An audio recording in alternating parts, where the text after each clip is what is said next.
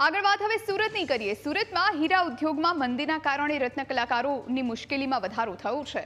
30% ભાવ વધારો અને પગાર વધારાની માંગણી સાથે રત્ન કલાકારો હડતાળનું શસ્ત્ર ઉગામશે। કોરોના મહામારી પછી રત્ન કલાકારોની હાલત સતત કફોડી છે।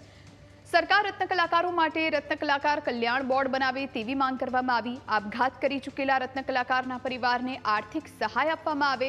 રત્નદીપ યોજનાનો લાભ રત્ન કલાકારોને આપવામાં આવે। તમામ માંગણીઓ સાથે રત્ન કલાકાર આવતીકાલે હડતાળનું શસ્ત્ર ઉગામશે।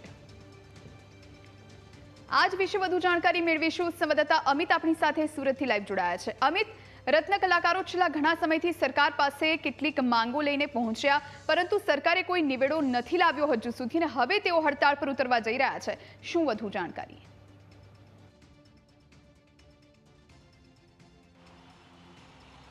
ચોક્કસથી વાત કરવામાં આવે, સુરત હવે ડાયમંડ સિટી કહેવાય છે, પરંતુ આ ડાયમંડ સિટીની ચમક ઝાંખી પડી છે તેનું કારણ છે હીરા ઉદ્યોગમાં આવેલી મંદી। વૈશ્વિક સ્તરે યુદ્ધની પરિસ્થિતિના કારણે હીરા ઉદ્યોગ મંદીના માહોલમાં છે। કોરોના બાદ સતત આ જે રત્ન કલાકારોની પરિસ્થિતિ છે કફોડી છે, ત્યારે હવે હડતાલનું શસ્ત્ર છે રત્ન કલાકારો ગામશે। શું રજૂઆતો છે અને શા માટે હડતાલ કરવી પડે છે?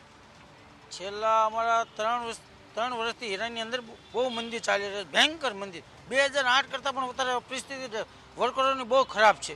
તો અમારો આ છેલ્લા 3 વર્ષની અંદર અમારો 30 થી 40% પગાર ઘટાડો કર્યો છે, ભાવ ઘટાડો કર્યો છે, પગાર તોડ્યા છે, કામ હરખું મળતું નથી। તો અમારી એટલી જ માંગ છે કે અમારો 30% પગાર વધારો કરો, ભાવ વધારો કરો, કારણ કે અમે અત્યારે અમારા ઘર કે અમારા બાળકોની ફી પણ અમે ભરી શકતા નથી। તો સરકાર અમારી સામું કંઈક જોવે અને આનો ભાવ વધારો કરે। જો નહીં કરવામાં આવે તો કાલે અમે સ્વયં કામ ઉપર નહીં જઈએ અને કાલે અમે હડતાલ પાડશું।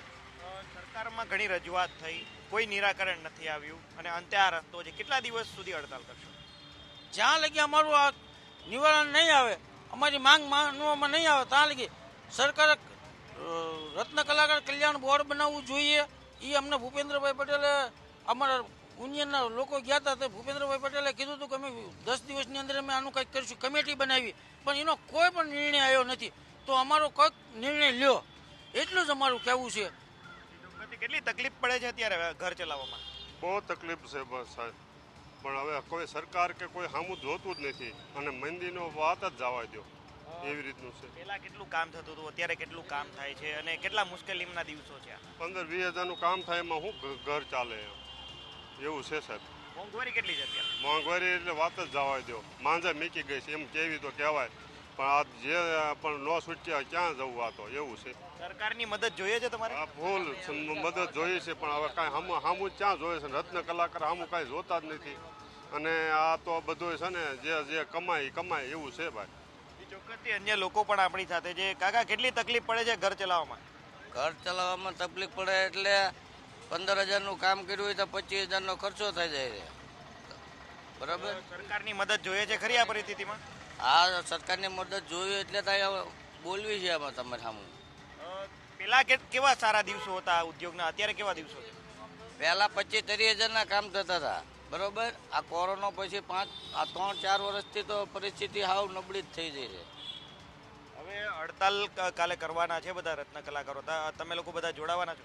હા, જોડાવવું તો પડશે જ, જેમ કે આનું કારણ છે કે હવે આવીના પોઝિશન છે તો ઉત્તિકાના માથે થાય છે મહિને। વધની વાત તો વધની કંઈ આપણે સંપૂર્ણ થવું જોઈએ ને। સરકારને શું રજૂઆત કરશો? સરકારને એવું કહેવું છે કે થોડુંક ઘણું આમાં હીરામાં કંઈક ધ્યાન આપો, બીજું શું? ચોક્કસથી, એટલે કે આ રત્ન કલાકારો સુરતના છે, હીરા ઉદ્યોગમાં થોડું ધ્યાન આપો તેવું સરકારનું કહેવું છે। રત્ન કલાકાર કલ્યાણ બોર્ડ જે છે તે લાગુ કરવામાં આવે, આ ઉપરાંત જે અન્ય જે લાભો છે વર્કર કાયદા હેઠળના તે રત્ન કલાકારોને આપવામાં આવે। આપઘાત કરી ચૂકેલા રત્ન કલાકારના પરિવારને સહાય આપવામાં આવે તેવી માંગણીઓ સાથે આવતીકાલે સુરતના રત્ન કલાકારો છે સ્વયંભૂ હડતાલમાં જોડાશે અને સરકાર પાસે એક જ માંગણી કરશે કે સરકાર હવે અમારી મદદ કરો, કારણ કે અમારા દિવસો હવે કપરા છે।